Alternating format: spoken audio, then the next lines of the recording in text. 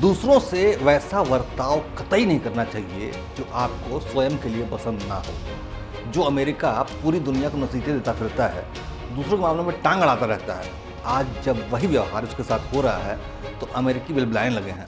ये मामला अमेरिकी राष्ट्रपति चुनाव से जुड़ा हुआ है, इसके बारे में आपको आज बताने वाले हैं।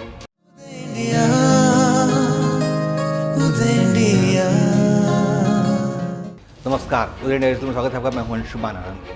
ये वही अमेरिका है जिसने भारतीय चुनाव में दखल देने की भरपूर कोशिश की। मजबूत जन समर्थन के साथ खड़ी मोदी सरकार को कमजोर बनाने के लिए सारे घोड़े खोल दिए।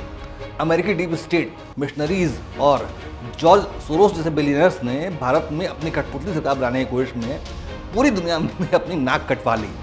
उसी अमेरिका में अब राष्ट्रपति चुनाव होने वाले हैं और मुकाबला है कमला हैरिस जैसी वामपंथी और डोनाल्ड ट्रंप के बीच में, जिसमें रूस अपनी रुचि दिखा रहा है। इसके बाद अमेरिका बुरी तरह भड़क गया है। अमेरिकी खुफिया विभाग का आकलन है कि रूसी राष्ट्रपति व्लादिमीर पुतिन अमेरिकी राष्ट्रपति चुनाव में हस्तक्षेप कर रहे हैं और इसे प्रभावित करने की कोशिश करने में लगे हुए हैं, जिसके लिए रूस ने गलत सूचना को बढ़ावा देने के साथ ही दुष्प्रचार के लिए कुछ मजबूत और प्रभावशाली अमेरिकन को अपने साथ मिलाने का कोशिश किया है। ये आरोप अमेरिका का है, जिसके खुफिया निदेशालय का अंदेशा है कि रूस ने अमेरिकी राष्ट्रपति चुनाव में दखल देने के लिए अपने यहाँ मार्केटिंग और कम्युनिकेशन एजेंसीज की नियुक्ति की है। जिसे देखते हुए अमेरिकी सरकार ने RT ऑफिशियल नाम की समाचार एजेंसी पर प्रतिबंध लगा दिया है। RT का नाम पहले रशिया टुडे था और ये रूस से फंडेड न्यूज एजेंसी थी।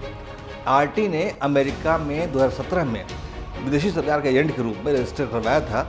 अमेरिकी खुफिया एजेंसियों को शक है कि हाल ही में RT ने अमेरिका के इन्फ्लुएंसर्स को चोरी छिपे रिक्रूट करना शुरू कर दिया है। लेकिन रशिया ने अमेरिका के इन सभी आरोपों का खंडन किया है और बयान दिया है कि ट्रंप के पिछले 4 साल के कार्यकाल के दौरान अमेरिका और रूस के रिलेशन बहुत खराब हो गए थे। इसीलिए रशिया को अमेरिकी इलेक्शंस में कोई इंटरेस्ट नहीं है। लेकिन सवाल ये उठता है कि अगर रूस दखल दे भी रहा है तो अमेरिका को आपत्ति क्यों हो रही है? क्योंकि अमेरिका ऐसा ही व्यवहार दूसरे देशों के साथ करता आया है, आज तक यही तो होता आया है। जब अमेरिकी डीप स्टेट के मोहरे जॉर्ज सोरोस ने भारत के चुनाव में झूठ तंत्र का तारा बना फैलाकर नरेंद्र मोदी को सत्ता हटाने की कोशिश की थी और साजिश की थी, तब ये अमेरिकी आदर्शवाद कहाँ चला गया था? ये अमेरिका ही है जिसने बांग्लादेश के चुनाव में दखल दिया, लेकिन जब शेख हसीना फिर भी जीत गई तो कथित अमेरिकन डीप स्टेट ने उसे उखाड़ फेंका और बांग्लादेश की जो हालत आज आप देख रहे हैं। अमेरिकी खुफिया एजेंसियाँ इस बात का रो रही हैं कि रूस ने अमेरिकन इन्फ्लुएंसर्स और प्रभावशाली लोगों को अपने साथ मिलाने की कोशिश की है। लेकिन अमेरिका ये भूल जाता है कि ठीक ऐसा ही तो वो 2024 के लोकसभा चुनाव के समय कर रहा था, जब भारत में चुनाव हो रहे थे। अमेरिकी डीप स्टेट और उनके मोहरों ने भारत के सबसे बड़े विपक्षी इन्फ्लुएंसर राहुल गांधी, केजरीवाल और इकोसिस्टम की वामपंथी गैंग को साथ लिया था और उनसे नरेंद्र मोदी के खिलाफ पूरा दुष्प्रचार और झूठ फैलवाया था। उनका प्रमुख नारा था कि मोदी संविधान को खत्म कर देगा और उसके बाद चुनाव कभी नहीं होंगे। लेकिन मोदी जीत चुके हैं, सरकार बन चुकी है और संविधान अभी तक सही सलामत है। इसी से जान लीजिए कि अमेरिका में झूठ की खेती कितनी ज़्यादा होती है। इस बीच जब भारत में चुनाव हो रहे थे तब शराब घोटाला करने के आरोप में जेल गए केजरीवाल को बचाने के लिए तो अमेरिका सीधे तौर पर कूद पड़ा था और बयान दिया था कि जुडिशल ट्रायल फेयर होना चाहिए और केजरीवाल के मामले पर हमारी नज़र है। क्या ये भारत के अंदरूनी मामलों में दखल देने की कोशिश नहीं थी? आज भी अमेरिका के वामपंथी इकोसिस्टम की कोशिशें खत्म नहीं हुई है। वो जनता के बहुमत से बनी मोदी सरकार को कमज़ोर करने और भारत में छोटे दलों की लंगड़ी सरकार बनाने की कोशिशों में लगातार जुटा हुआ है। आज अमेरिका को रूस का उसके चुनाव में दखल देना बुरा लग रहा है।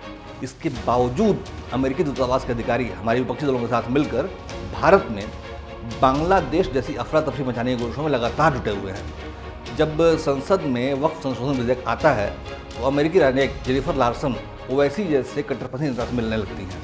जब कश्मीर में चुनाव की तारीख घोषित होती है तो अमेरिकी दूतावास के वरिष्ठ अधिकारी ग्राहम मेयर और गैरी एप्पलगार्थ जैसे राजनयिक कश्मीरी नेताओं से मिलने लगते हैं। ये सब क्या है? आज अमेरिका चिल्ला रहा है कि रूस उसके चुनाव में दखल दे रहा है, लेकिन क्या वास्तव में अमेरिका को अधिकार है कि वो इस तरह की आवाज़ उठा भी सके?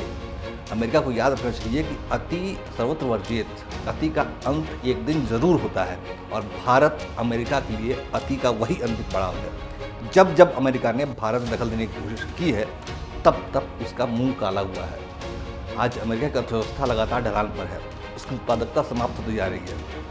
ऐसे में अमेरिका को भविष्य में भारत की बेहद सख्त जरूरत पड़ने वाली है। लेकिन उसका रवैया ऐसा ही रहा तो उसे अपनी आखिरी सांस से अकेले ही गिरनी पड़ेगी। भारत तो उसकी मदद के लिए कतई आगे नहीं आएगा। जय हिंद, जय भारत।